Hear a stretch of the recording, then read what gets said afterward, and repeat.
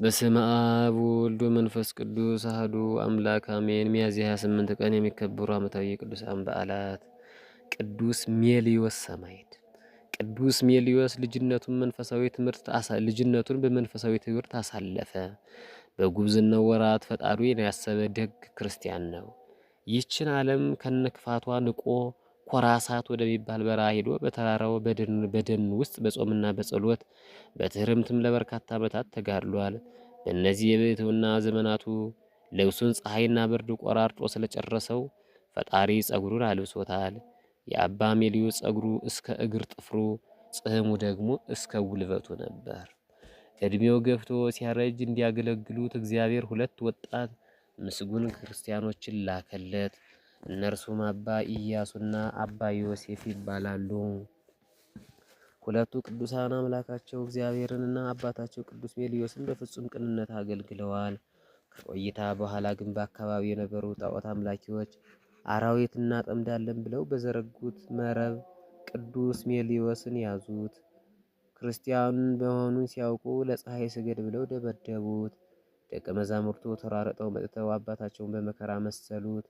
ክርስቶስን አንክድም ስላሉ ሁለቱንም በሰይፍ አንገታቸውን መቷቸው። ቅዱስ ሜልዮስ ግን ለ15 ቀናት ካሰቃዩት በኋላ በዚች ቀን በቀስት በተደጋጋሚ ወግተው ገድለውታል። ጻድቅና ሰማዕት ቅዱስ ሜልዮስ ብዙ ተአምራትን አድርጓል። ገዳዮች ግን ወደ ሀገራቸው ሲመለሱ የሜዳ አህያ ሊያድኑ የወረወሩት ቀስት የእግዚአብሔር መልአክ ወደ እነርሱ መልሶባቸው ልባቸውን ተወግተው ሙተዋል።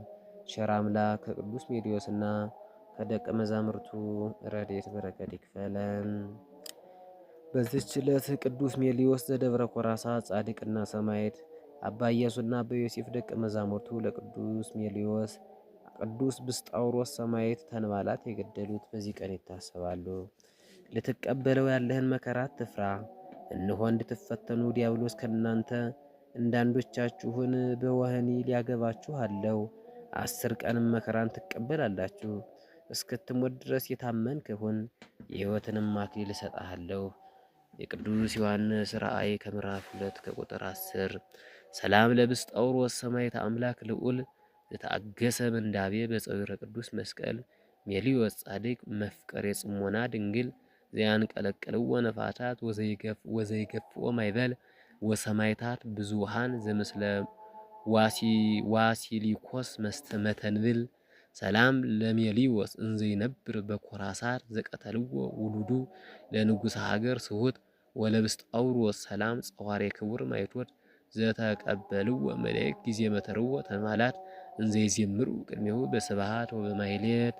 በዕለቱ ከተነሱት ቅዱሳን ረድኤት በረከት ይክፈለን።